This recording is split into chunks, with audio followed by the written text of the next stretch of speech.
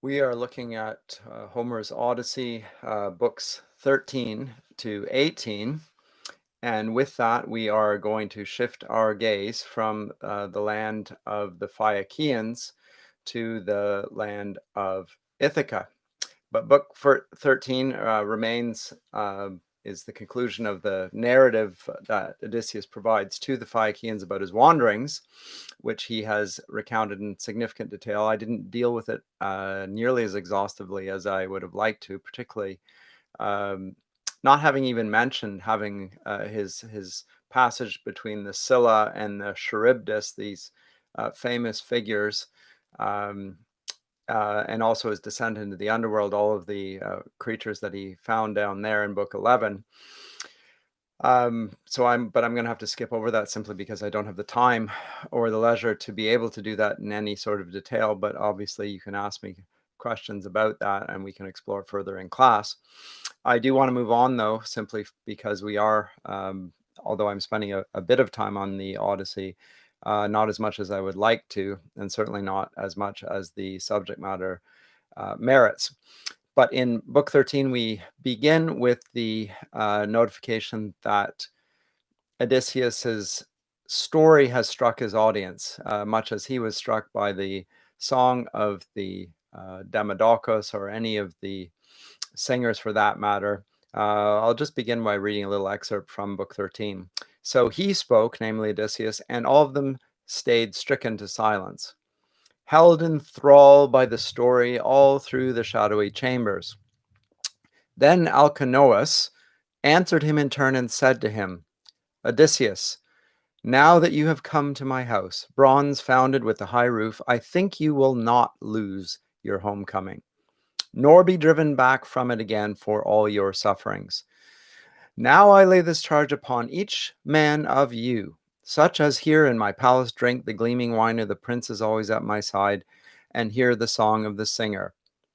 Clothing for our guest is stored away in the polished chest, and intricately wrought gold, and all those other gifts the Phaiakian men of council brought here to give him. Come, let us, man by man, each one of us give a great tripod and a cauldron, and we will make it good to us by a collection among the people. It is hard for a single man to be generous. And so they bestow on Odysseus gifts which are the sign of great sign of hospitality that they are going to do, but these are of course prizes and trophies as well. And so Odysseus is going to return to his native land of Ithaca with greater treasure than he would have had he returned directly from the Trojan War and been able to put the gifts, taken gifts back with himself, or prizes or booty, if you will. And so Alcinous spoke, and it pleased the rest of them. Now, the Phaiakians, I'll move over book 13 a little bit, and I want to get to a key passage, namely the encounter between Athena and her favored Odysseus. I'll get to that in a second here. But we need to note something that I think I mentioned last class, but just in case I did not, about the nature of the Phaiakians, namely that they are semi-divine. We see this in 109. And it talks about the naiads here and the nymphs. But they go to a harbor where they are, Odysseus is about to disembark on the ship that they provide. And we're told that he lands, oops, that was unfortunate. He lands at the entrance of the harbor, and we're told that the harbor has two entrances, in fact. One of them facing the north wind, where people can enter, but the one towards the south wind has more divinity. That is the way of the immortals, and no men enter by that way. It was into this bay they rowed their ship. They knew of it beforehand. The ship, hard driven, ran up onto the beach for as much as half her length. Such was the force the hands of the oarsmen gave her, and then they stopped and let her out, left and lifted and carried Odysseus out of the hollow hall along with his bed linen and shining coverlet, and set him down on the sand. He was still bound fast in sleep. And so there's been a passage here by the semi-divine Phaiakians, and they have brought him through the passage that is the way of the immortals. So this is saying something about the Phaiakians, namely that they themselves are semi-divine. And so they enter through the entrance of the divine cave.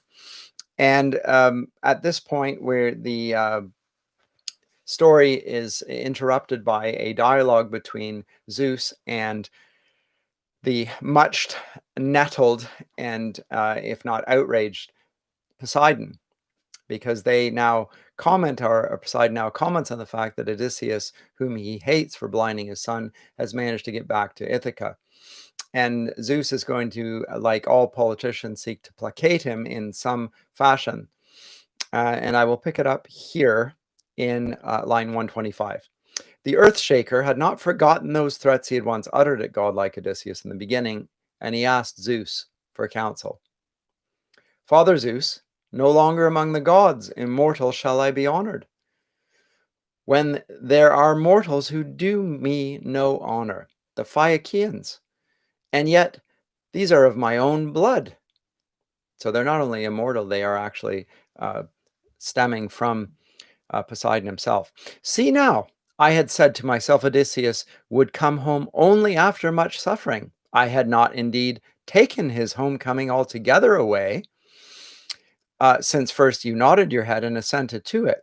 But they carried him asleep in the fast ship over the sea, and set him down in Ithaca, and gave him numberless gifts, as bronze and gold abundant, and woven clothing, more than Odysseus could have ever have taken from Troy, even if he'd come home ungrieved, and with his fair share of the plunder. Then in turn, Zeus, who gathers the clouds, made answer. What a thing to have said, Earthshaker of the wide strength. The gods do not hold you in dishonor.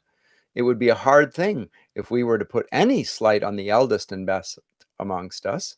But if there is any man who, giving way to the violence and force in him, slights you, it will be yours to punish him, now and always. Do as you will, and as it pleases you. Then in turn, Poseidon, shaker of the earth, made answer, I would act quickly, dark clouded one, as you advise me, but always I have respect for your anger, and keep out of its way. This time, I wish to stun that beautiful vessel of the Phaiakians out of the misty sea as it comes back from its journey, so that they may stop and give over conveying people, and I would hide their city under a mountain. So that's the end of the Phaiakians. Not that he destroys them, because once again they're semi-divine, but he turns their ship to stone, and it may no longer do what has just happened, namely to convey passengers without the knowledge of the gods. Mortal passengers. So that's the end of it, and their city will be hidden. It exists, but it is no longer possible for mortals to go there. And so Odysseus returns from his many voyages, secreted there by means of the Phaiakian ship. And Athena, then we move over from the account between Poseidon and Zeus, with some sort of discussion amongst Alcinous and so forth, but I'll skip over that for this period, and I will move to Athena and her discussion. And the discussion is, so Athena orchestrates it, and now she prepares the ground for the arrival. And she covers Ithaca with a fog, so that when he wakes, he can't even recognize where he is. And she disguises herself, furthermore, as a shepherd boy. And remember what we said earlier, that in that the gods have the capacity to hide themselves from mortal gaze, but they cannot work that power amongst themselves. But they can work it even amongst favored beings like Odysseus. So Odysseus encounters this the goddess in the guise of a shepherd boy, and he asks the shepherd boy, i.e. Athena, what land is this? Line 233. What neighborhood is it that people live here? What people live here? Is it one of the sunny islands, or is it some foreland slanted out from the generous mainland into the salt sea? And then, in turn, the gray-eyed goddess Athena answered, You are some innocent, O stranger, or else you have come from far away if you ask about this land. For it is not so nameless as all that. There are indeed many who know it. And of course, the name is Ithaca. Ithaca 247 has gone even to Troy, though they say that it is very far from the Achaean country. So she spoke, and resourceful great Odysseus was happy, rejoicing in the land of his fathers, when Pallas Athena, daughter of Zeus of the Aegis, told him the truth of it. And so he answered her again and addressed her in winged words, but he did not tell her the truth, but checked that word from the outset, forever using it to every advantage, the mind that was in him. I heard the name of Ithaca when I was in wide Crete, far away across the sea. Now I myself have come here with these goods that you see, but leaving as much again to my children. I have fled an exile, because I killed the son of Idomeneus, Orsilochos, a man swift of foot who in wide Crete surpassed all other mortal men for speed of his feet. I killed him, because he tried to deprive me of all my share of the plunder from Troy, and for the sake of it my heart suffered many pains, etc., etc. So he lies to this shepherd boy, not realizing that it is Athena. And Athena's response to this is to smile. And she stroked him with her hand and took on the shape of a woman, both beautiful and tall, and well versed in glorious handiworks, something one presumes more like her actual guise. I want to make a brief comment about that. It's interesting that wisdom is clad in the guise of a woman. We see it here, obviously, and famously amongst the Greeks, obviously, that Athena, the goddess of wisdom, is female. And we also see that it is that wisdom is presented in a similar fashion in Proverbs 1-9, where we have actually two women, one who represents wisdom and the other represents folly and adultery. But here we have no such counterpart to Athena, simply Athena, who represents wisdom personified.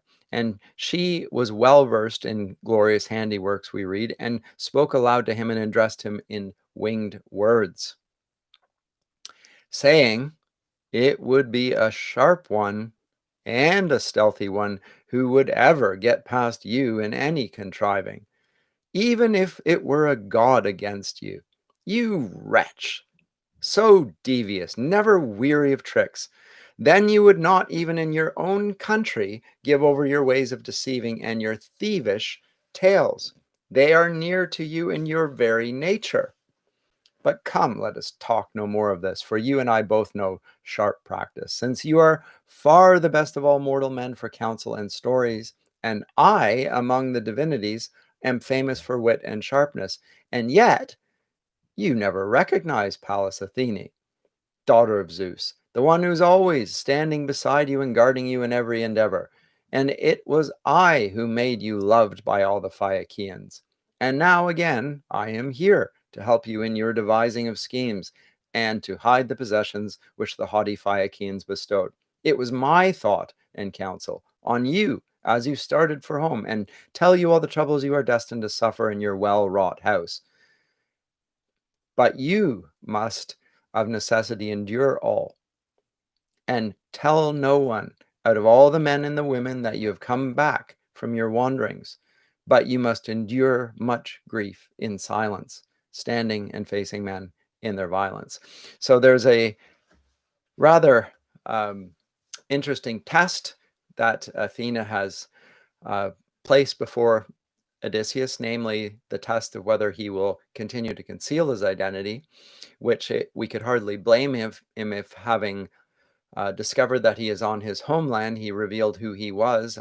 I'm Odysseus. I've come home after 20 years, after all. That would be expected, but he has managed to conceal it, and Athena approves of the fact that he has done so, and in the passage I just read, warns him that he will continue to have to conceal himself and to suffer much more. Even though he has landed at home, his suffering is not over. He will have to endure, and that will be the passage, the test by which he will show his mettle and be able to finally do what he came to do, namely to be reunited with his son. and his wife. So she is a beautiful woman, and the goddess's true identity is revealed. She is showing forth. Um, she was hidden, just like Calypso, and now she is revealed. And the two are personified, personifications of one another. So what are the characteristic features of Athena? Well, techne, a craftiness, skills, crafts, wit, storytelling, close reasoning, and always cool-headedness in the midst of suffering. All of these things. And Athena warns him that he will have to hold on to these things and express them that much more strongly if he is going to be able to complete his voyage and achieve the greatness for which he has been justly praised thus far. So he'll have to restrain himself, and he will have to use all of his craft and all of his wisdom in order to be who he is reputed to be. So he will have to be deceptive to the end. And note how wisdom here is personified as a form of deception rather than in relation to truth. Now, this will find and strike the audience of the Christian audience as particularly troublesome when they are going to associate truth with wisdom. So in a Christian conception, Jesus Christ is the wisdom of God, and he's also the truth, the way, the truth, and the life. Christ is the wisdom of God. Whereas here, truth and wisdom seem to be not only not coterminous, or at least there is no overlap, they are almost categorically distinct. It is his deceit which marks out his wisdom. Now, I want to make a brief comment before we skip on with the narrative and just talk about the main strategies of the narrative thus far. While preparing for the suitors, we note that Ithaca has become an inverted world.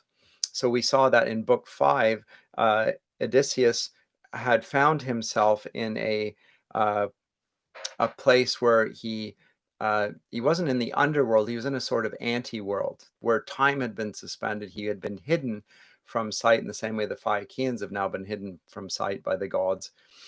Similarly, Odysseus, although he lived, in some sense had disappeared from the gaze of mortals. He did not truly live. He just, his life had been extended, and it was a shallow and tasteless existence to him, although the goddess was beautiful. So in a sense, it's like wearing the ring of power in Tolkien's Lord of the Rings. His life had been extended, and yet it had lost its virtue for him. And in his absence, as I say, Ithaca had become an inverted world. Inverted not in the sense of a spatial sense, but more in the sense of a moral sense. Things have become violent and disordered. And this is, and in a sense, reflections of the work of Poseidon, the earth shaker, who disorders things, who creates anarchy and chaos, and obviously a great deal of distress for Odysseus, but likewise his kingdom in his absence.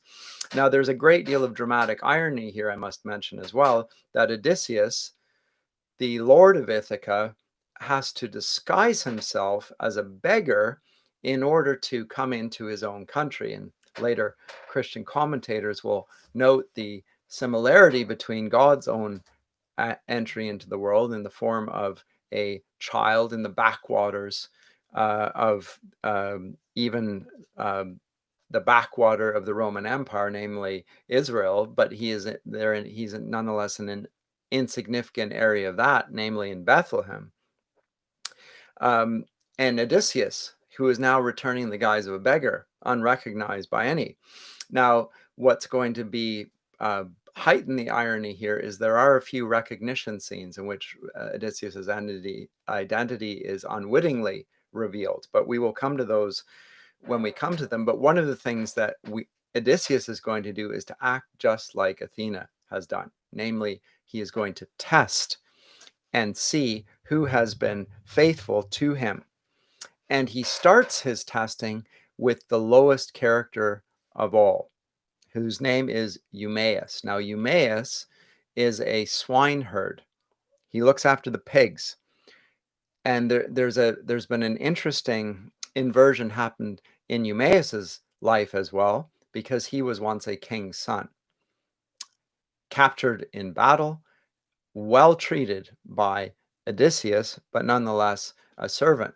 And Eumaeus does not resent this. He tells his story to Odysseus, rather, and the story that he tells, actually, we find, and we've looked at various stories being told, whether by in the court or by Odysseus himself. The function of storytelling is obviously to convey information, but the effect of storytelling is to bind the teller to the audience. It gives us sort of a unity, a shared cosmos in which they dwell and make sense of their lives.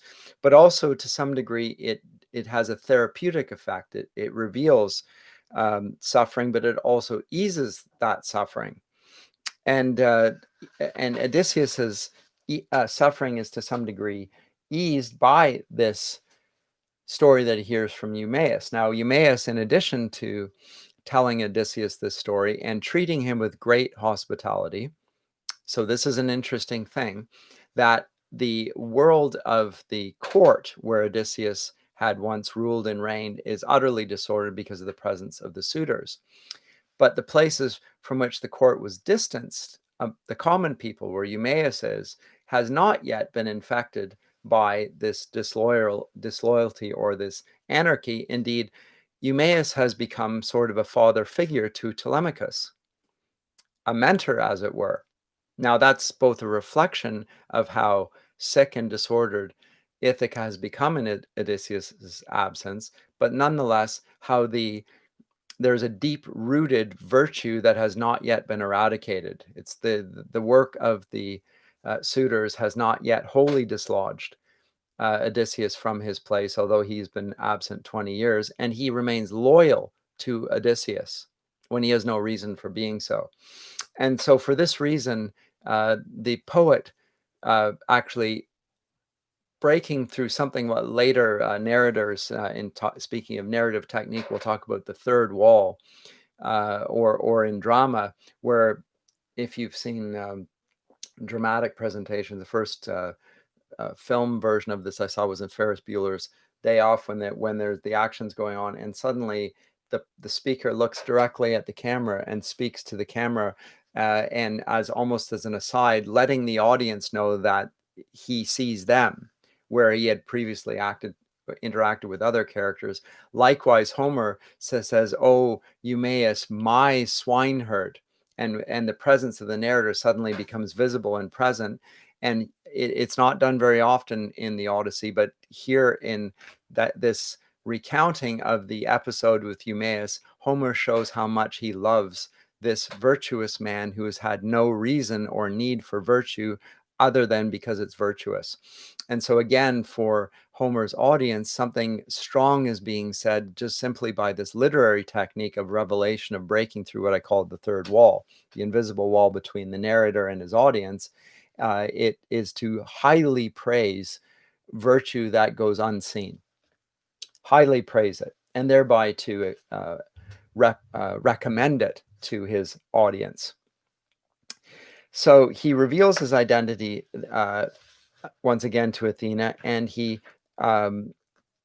finds in book 14 Eumaeus the swineherd, and Eumaeus, as I say, shows him hospitality and demonstrates his loyalty.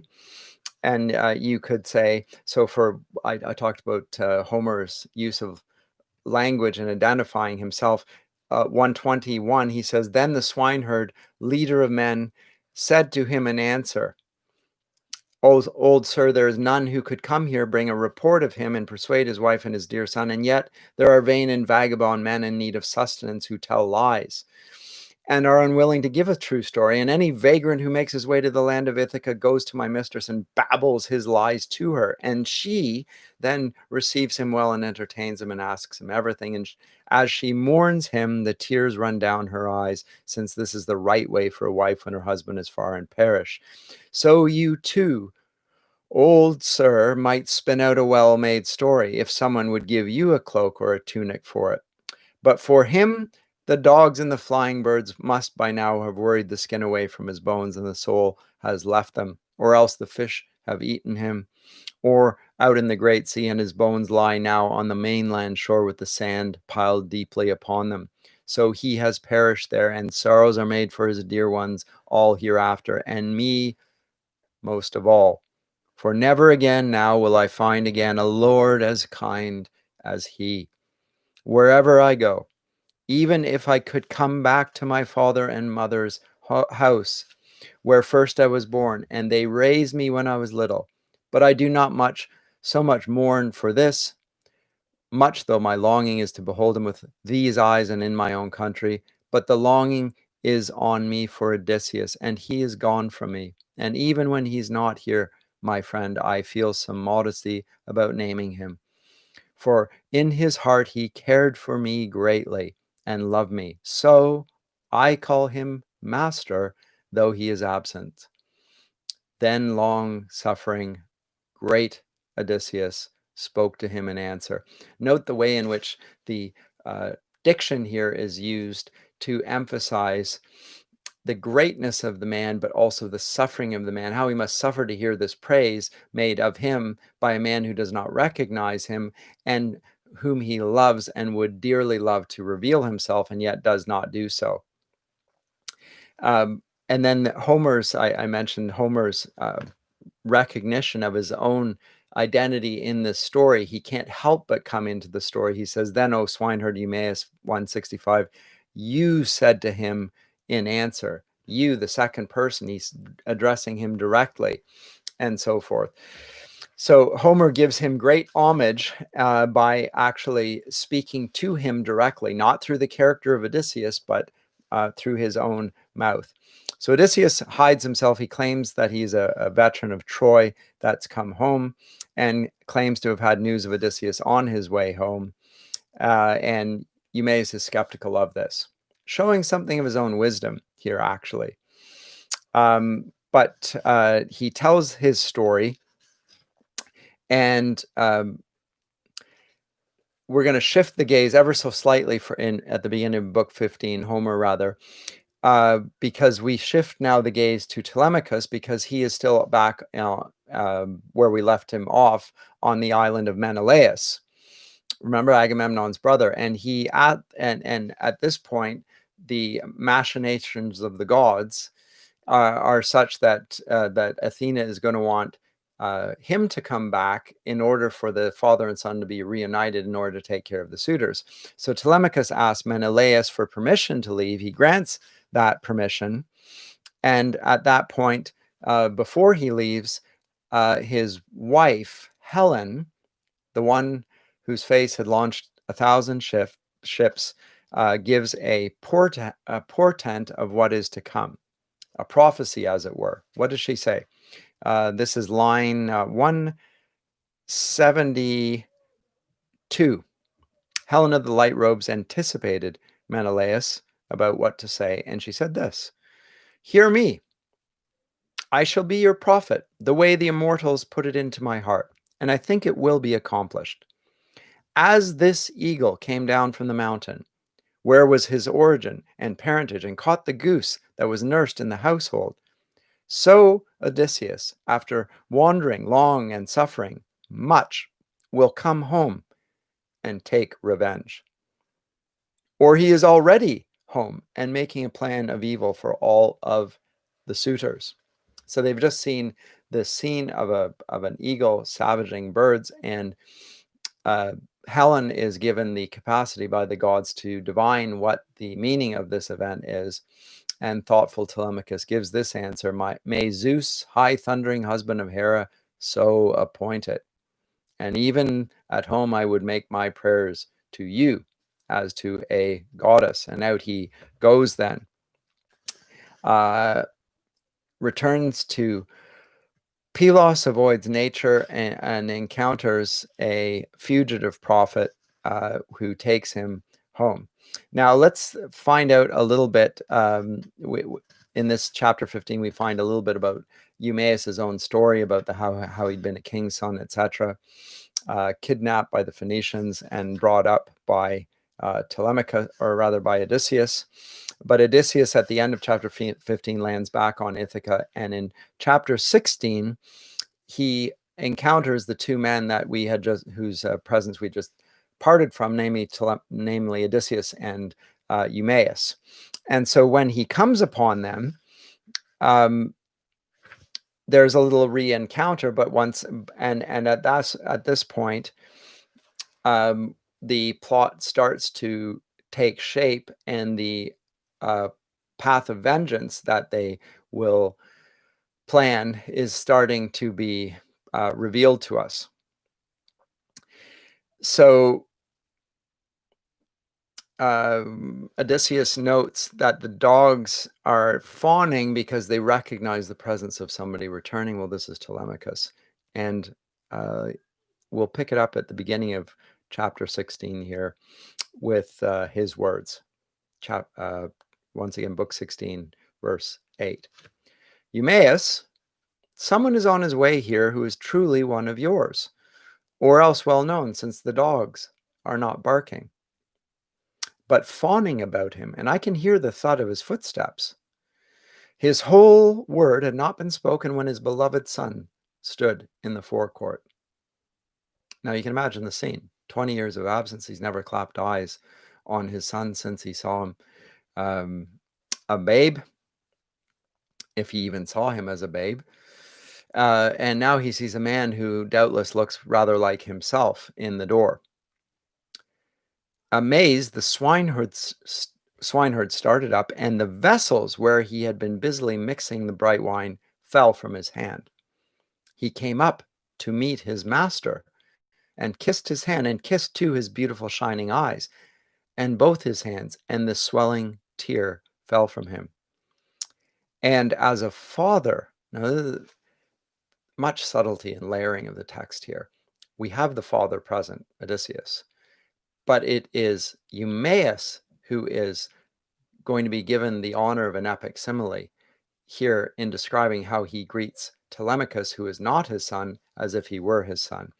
17. And as a father, with heart full of love, welcomes his only and grown son, for whose sake he has undergone many hardships, when he comes back in the 10th year from a distant country. So now the noble swineherd, clinging fast to godlike Telemachus, kissed him, even as if he had escaped dying. So thereby, again, if the Odyssey is about Odysseus and his greatness and his exemplary role that we should imitate, there could hardly be a better token to that than the epic simile that is just likened Eumaeus the swineherd, the lowest in his kingdom, to the highest in the kingdom, namely Odysseus himself, by making him like a father figure to Telemachus. And Telemachus kissed him, and in a burst of weeping he spoke in winged words. You have come, Telemachus, sweet light. I thought I would never see you again when you had gone in the ship to Pylos. But now come into the house, dear child, so that I can pleasure my heart with looking at you again when you are inside. For you do not come very often to the estate and the herdsmen, but you stay in town, since now it seems you are even minded to face the deadly company of the lordly suitors. Then the thoughtful Telemachus said to him in answer, So shall it be, my father. But it was for your sake I came here, to look upon you with my eyes, and to hear a word from you, whether my mother endures still in the halls, or whether some other man has married her, and the bed of Odysseus lies forlorn of sleepers, with spider webs grown upon it. Then in turn, now note the craftiness of Telemachus now having come home. He doesn't go directly to the court. He goes to do a little reconnaissance and goes to the man that he regards as a father-like figure, but also one that will give him reliable information. And the swineherd, leader of men, says Homer, said to him, all too much with enduring heart she does wait for him there in your own palace, and always with her the wretched nights and the days also waste her away with weeping. So he goes inside, and Telemachus rises, sees a man whom Homer tells us is his father Odysseus, rose from his seat and yielded him place as he entered, but Telemachus from the other side checked him and said to him, "No, sit, my friend, and we shall find us another seat, here in our own shelter. The man is here who will lay it out for us." And so Odysseus sits silently, and you can only imagine what he's thinking here. We're not told what he's thinking. We're told what happens. Now, I want to just observe that very briefly here, because it is characteristic of ancient narrative that we rarely are told what a character is thinking. We hear what a character says, and sometimes what the character says is not what he's thinking. It's concealing it. But we're not actually given the internal monologue, which we will find characteristic of modern fiction. Rather, everything's externalized. It's in the realm of what can be seen and heard. And we find the revelation of characters' thoughts through words there, which is not to say that they think that the two are the same thing. By no means is that the case, but it's more of an external thing. It's more of an action. Words are more active in the understanding of the ancient world. And we'll find that is also characteristic of biblical narrative as well. We don't know what characters are thinking except by what they say. And what they say, on the other hand, is not always what they are thinking. Nonetheless, he tells about the troubles in Ithaca, does Eumaeus, and Eumaeus is sent to Penelope, and at this point, Odysseus finally reveals himself to his son. So I'll touch on this very briefly, because although Odysseus has sworn not to reveal himself to anyone, he needs to do so to his son. And where shall I find that? Once again, line 135. Then, "O swineherd Eumaeus, you said to him in answer, I see, I understand, you speak to one who follows you, but come now, tell me this and give me an accurate answer. Shall I on the same errand go with the news to wretched Laertes, who while he so greatly grieved for Odysseus, yet would look after his farm, and with the thralls in his household would eat and drink whenever the spirit was urgent with him? But now, since you went away in the ship to Pylos, they say he has not eaten in this way nor drunk anything." So it was bad enough that Odysseus was gone. Now also Telemachus, and the poor grandfather Laertes can't bring himself even to go out to eat or to drink. He's wasting away, not looking after the farm, in lamentation and mourning. And thoughtful Telemachus says, "Though it hurts the more, we shall let him be. He will have to suffer for all our sorrow.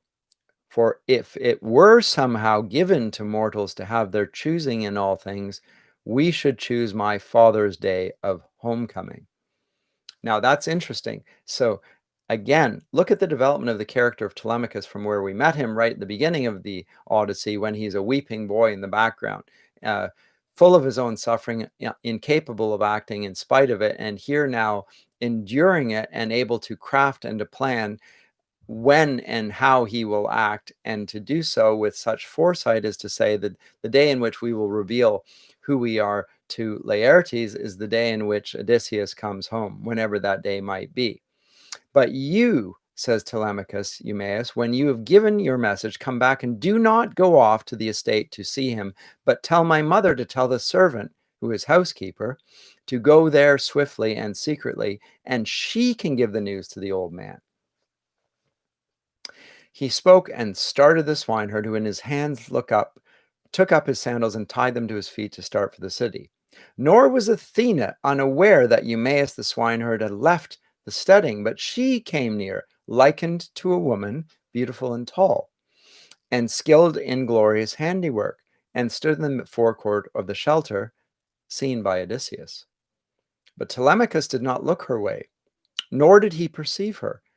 For the gods do not show themselves in this way to everyone. But Odysseus saw her, and the dogs did. They were not barking, but cowered away, whimpering to the other side of the shelter. She nodded to him with her brows, and noble Odysseus saw her and came from the house outside the great wall of the courtyard and stood in her presence.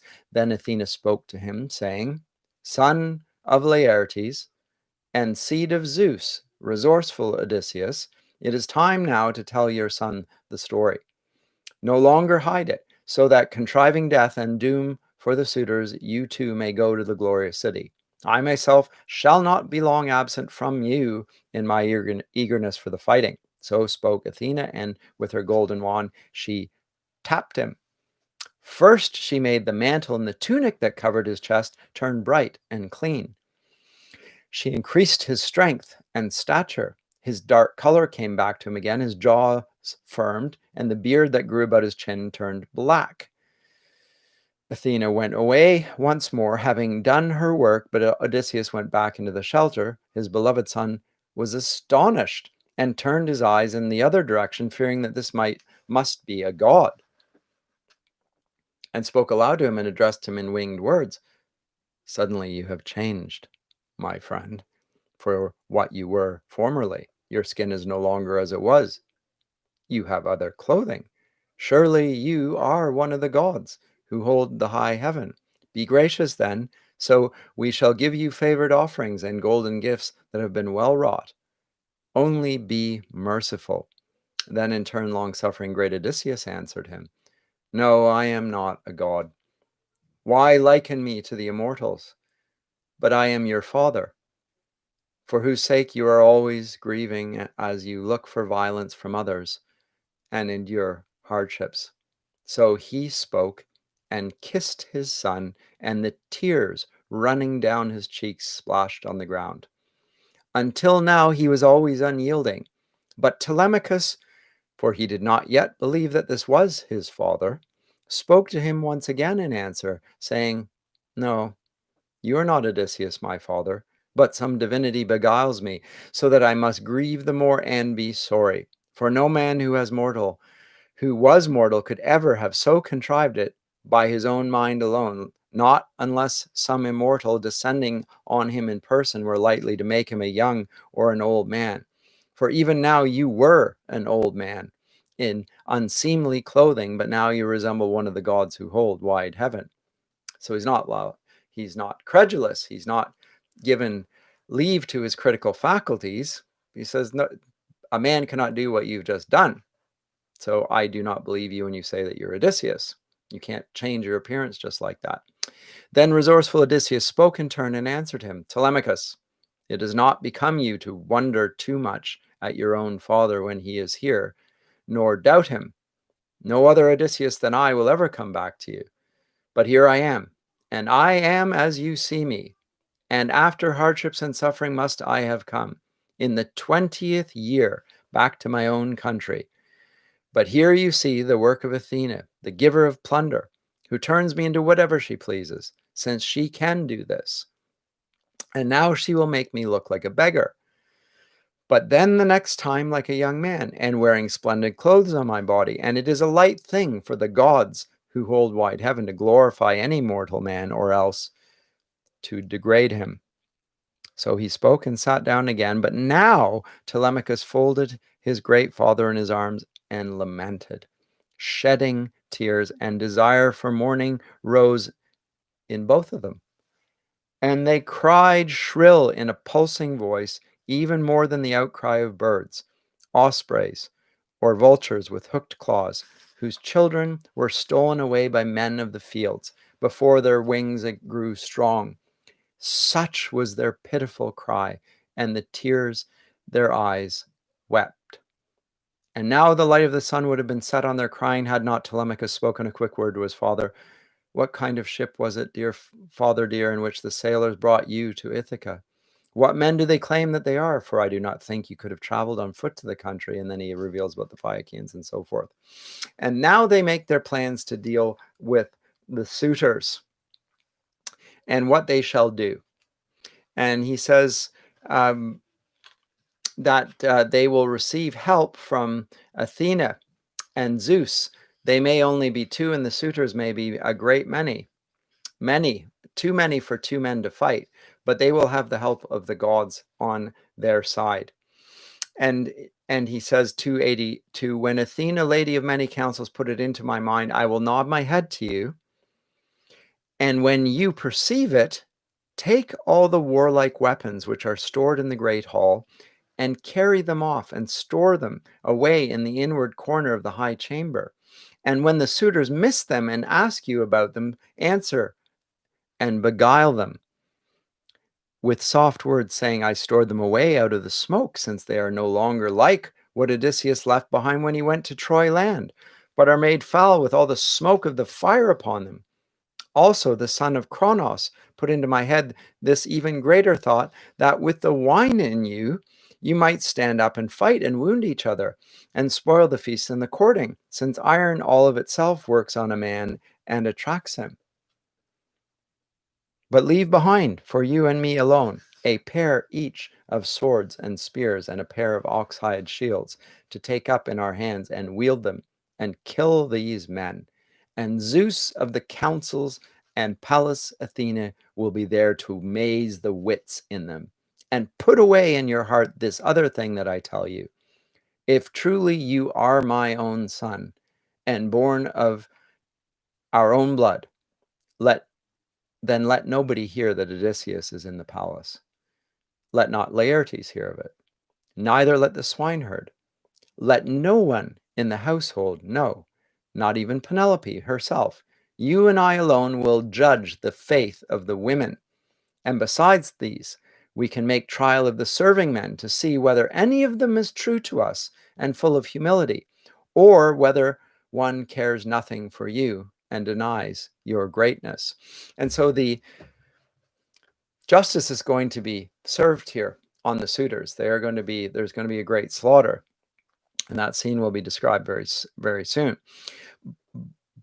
But there's something else that's going on here, and that is justice will be done. And in order for justice to be done, a process of discernment must happen. So they're going to find out by not revealing Odysseus's identity. They're going to observe how people act and how they regard their duties in the absence of a master to watch them. And thereby, Odysseus will reward those who've acted in a anything other than a virtuous fashion, and he will reward them and treat them accordingly with that. So they make a plan for an ambush.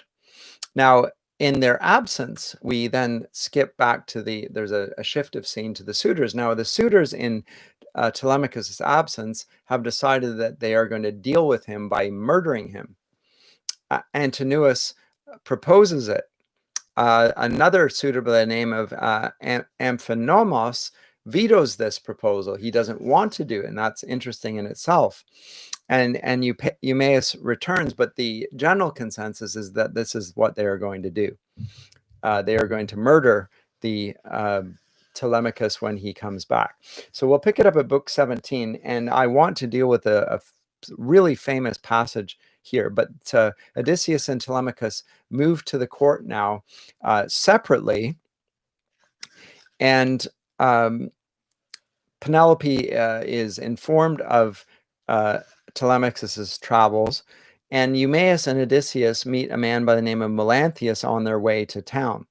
And Melanthius, the son of Dolios, line 212, comes upon them, and he sees Odysseus in the guise of a beggar, and he does not receive him very well, it must be said.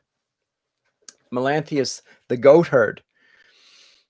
So there's a swineherd, now there's a goatherd, and the goatherd speaks to him and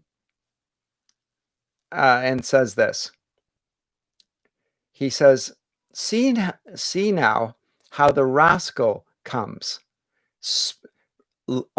Rascal comes on, leading a rascal about, like guides what is like itself, just as a god does.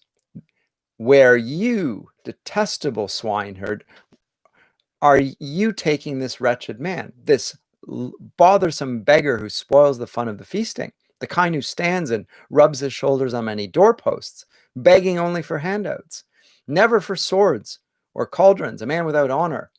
He simply wants to beg and to receive food, and he bothers everybody.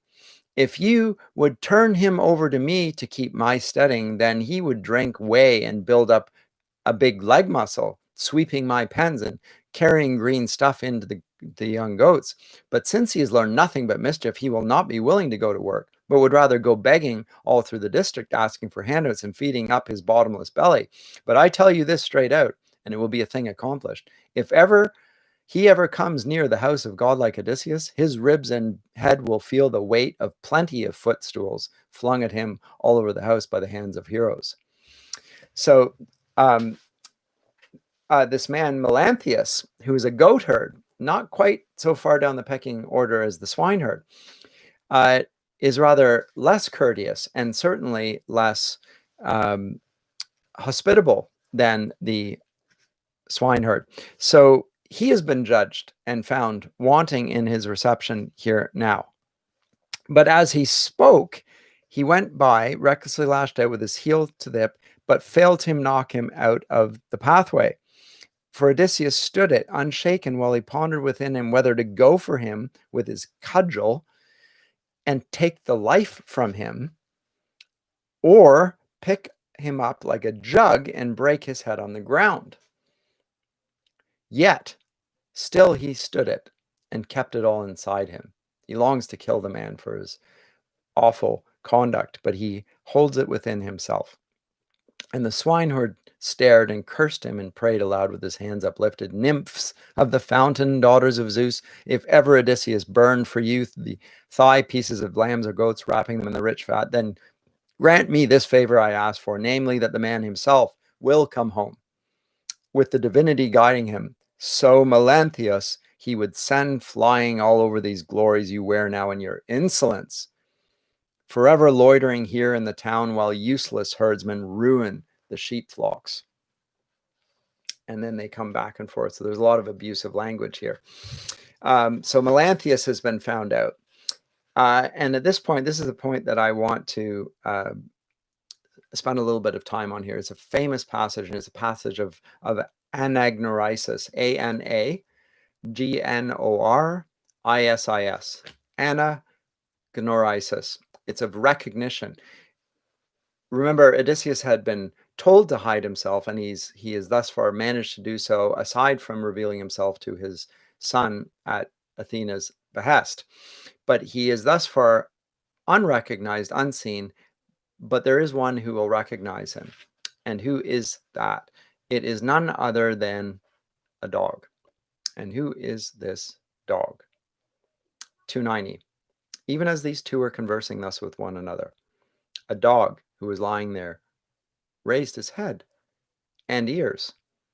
This was Argos, patient-hearted Odysseus's dog. Note that the dog is as patient, is long-suffering as the master, as we found that Telemachos is becoming, as is Penelope. All of the figures that are associated with Odysseus and associated with wisdom are also associated with patient suffering. Fascinating when one considers in Christian teaching how Paul the Apostle commends patient long suffering as the path of discipleship, not as an optional extra, but as a necessary way in which God treats those whom he loves. But here it is a dog who is likened to being patient-hearted, whom he himself raised, that is Odysseus, but got no joy of him, since before that he went to sacred Ilion, Troy. In the days before, the young men had taken him out to follow goats of the wild and deer and rabbits, but now he had been put aside with his master absent and lay on the deep pile of dung. He's on the dung heap of life, from the mules and the oxen, which lay abundant before the gates, so that the servants of Odysseus could take it into his great estate for manuring. There the dog Argos lay in the dung, all covered with dog ticks. Now, as he perceived that Odysseus had come close to him, he wagged his tail and laid both his ears back. Only he now no longer had the strength to move any closer to his master, who, watching him from a distance, without Eumaeus noticing, secretly wiped a tear away and said to him, Eumaeus, this is amazing. This dog that lies on the dunghill, the shape of him is splendid.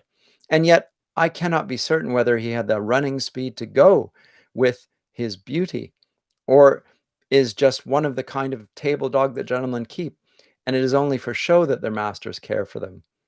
Then, O swineherd Eumaeus, you said to him in answer, this, it is true, it is too true, is the dog of a man who perished far away.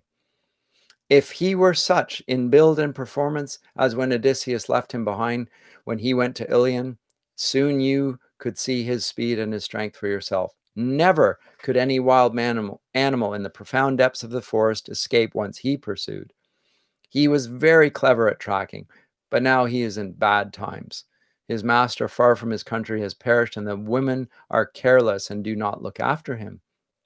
And serving men, when their masters are no longer about to make them work, are no longer willing to do their rightful duties. For Zeus of the wide brows takes away one half of the virtue from a man once the day of slavery closes upon him. Now, this is a fascinating passage. It's fascinating for so many reasons. One of them is that it is commenting on how the servants have neglected their duties. And of course, Odysseus is there to judge such things. And also, nonetheless, how Argos has remained patient and faithful to them. And also how Eumaeus mourns the fact that men are not virtuous in the absence of their masters. And yet it makes one final comment, which to some degree highlights his own virtue, which is that when a man is enslaved, that he loses one half of the virtue, his native virtue, simply by virtue of being enslaved. And so there's a tacit critique of the consequences of slavery on a person's excellence and moral worth. As I say, it's hardly, you could hardly regard it as an argument for the abolition of slavery, but it is nonetheless Homer's acknowledgement, and simply a factual thing, that if people are not given native human dignity and treated in that fashion, that they themselves lose a sense of their own value. And so that comment there. And so Eumaeus spoke and went into the strongly settled palace and strode straight on to the great hall and the haughty suitors. But the doom of dark death now closed over the dog, Argos, when after 19 years had gone by, he had seen Odysseus. So this is a touching scene. The dog, having waited and held out, even in the dung, heaped there with no good treatment, had waited for his master to come home, and when his master has finally come home and he's seen his master, he then dies. Silent, quiet recognition, nonetheless so. Now, godlike Telemachos was the first by far to notice the swineherd as he came to the house, and quickly he nodded to summon him over. Note that Telemachos, again, is aware not only of circumstances, but of his duties to hospitality. We've already seen that with when Mentor appeared earlier on. Now he sees Eumaeus appear, and the swineherd, looking about him, picked up a chair that was lying near where the carver sat, cutting much meat for the suitors, as they feasted all through the palace. And of course, they don't notice him. This he took and placed it by Telemachus' table, facing him, then sat down there himself. And the herald took a portion and served him, and passed him bread from the basket. Now Odysseus, although he has come to his own house, begs from the suitors. And the irony here is poignant. Begs for them, begs from them.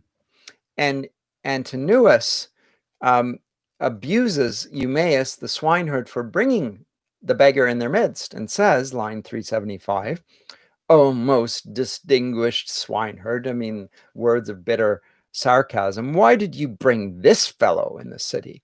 Do we not already have enough other vagabonds and bothersome beggars to ruin our feasting? Or, now that men gather here to eat up your master's substance, is that not enough? But you had to invite this one in also."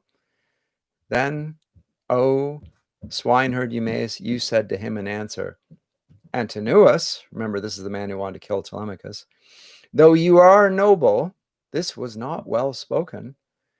For who goes visiting elsewhere so as to call in another stranger, unless he is one who works for the people, either a prophet or a healer of sickness or a skilled workman or inspired singer, one who can give delight by his singing? These are the men who all over the endless earth are invited, but nobody would ask in a beggar, one who would feed on himself. You, though, beyond all the other suitors, are heavy on the servants of Odysseus, and me most of all. But I, for my part, do not care. While still circumspect, Penelope lives in the palace together with godlike Telemachus. Then the thoughtful Telemachus said to him in answer, Silence. Do not answer him at such length. Antinous has made it his habit always to irritate others with hurtful words and stir them up, and encourages others to do so. So he spoke and then addressed his words to Antinous. Antinous, as a father for his son, you take good care of me.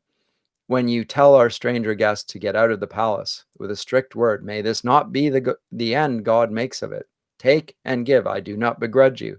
I even urge you, and do not have any respect for my mother, nor yet for any other thrall beside who lives in the house of godlike Odysseus. But such is not the kind of intention you keep within you. You are more eager to eat yourself than to give to another.